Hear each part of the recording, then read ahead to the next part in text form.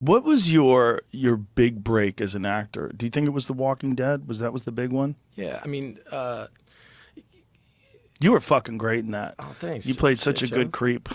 Such an asshole, right? Yeah, yeah. But it was so Oh, believable. Like man. all of it was so believable. Thanks, man. It was Yeah, really good. thanks. I mean, I think that it was the for me it was the perfect the perfect role at the perfect time in my life. These things just like they really could, you know, married each other. You know, I'd been busting my ass for about 10 years before that and just failing miserably. You know, I think a lot of people think that you just like, you know, I'd been doing it for a long time. But I was still really a pretty big fuck up, Joe. I was hitting brick wall after brick wall in my life. I was kind of a shitbag. I wasn't a good boyfriend. I was still, you know, and having episodes of violence on the street. I was still getting into street fights, still getting into trouble. I was drinking way too much. On July 3rd, 2009, I was out. I lived in Venice Beach, and I every July 4th we had like a really big July 4th party, and I was walking my dogs in Venice Beach, and I, uh, I stopped because I saw there's like a big house party. It was this thing called First Fridays in Venice where people could drink on the street, and I saw this older couple and they were playing the didgeridoo.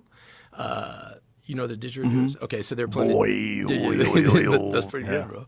And yeah, so they were playing the didgeridoo, and they were probably like a couple in their 60s. And I saw this one guy outside the party who was kind of like a ringleader. He was dancing around, drinking 40s. You know, they're kind of like wannabe tough guys. And the guy went over to the woman who was playing the didgeridoo, and he lifted it up and he like put it on his crotch, so it looked like this old woman was like blowing his crotch.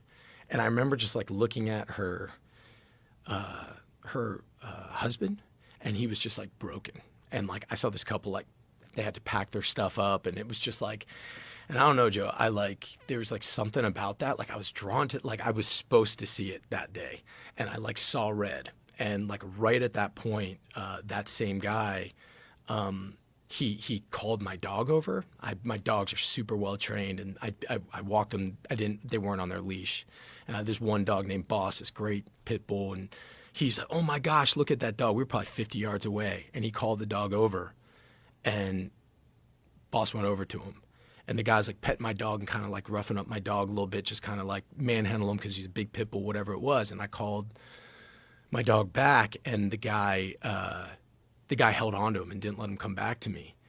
And again, man, you know, some part of me wanted this to kind of happen, you know, and I went over to him, and I grabbed my dog, and I was like, "Boss, let's go." And I pulled my dog away, and he's like, "Hey man, get off my dog."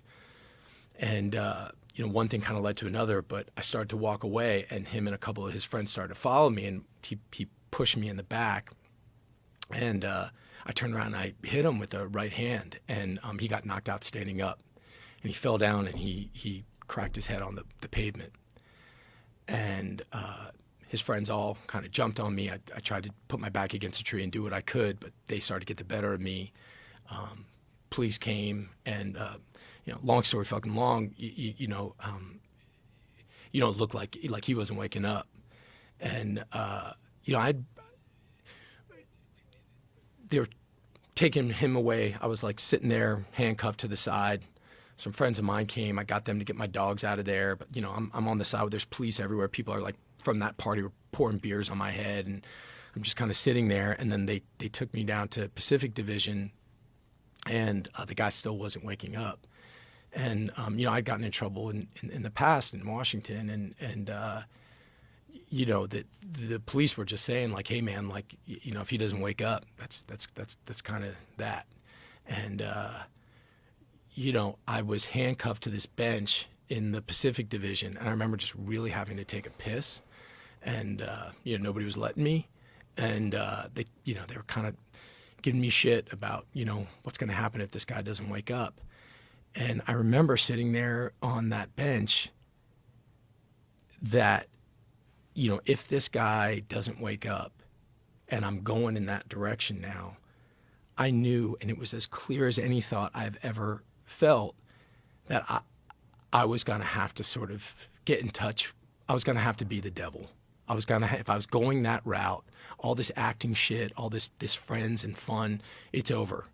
I got to go be the worst and most vicious part of myself if I'm going through that door. And it wasn't like something of like trying to steal myself or act like I'm, you know, man, I'm nothing special. But I was as sure of anything that that's what needed to happen. And it was clear. And I wasn't scared. I just knew it. But then my next thought, I just looked up and I was like, but if you can just get me out of this, and I remember just saying it, if you can just get me out of this,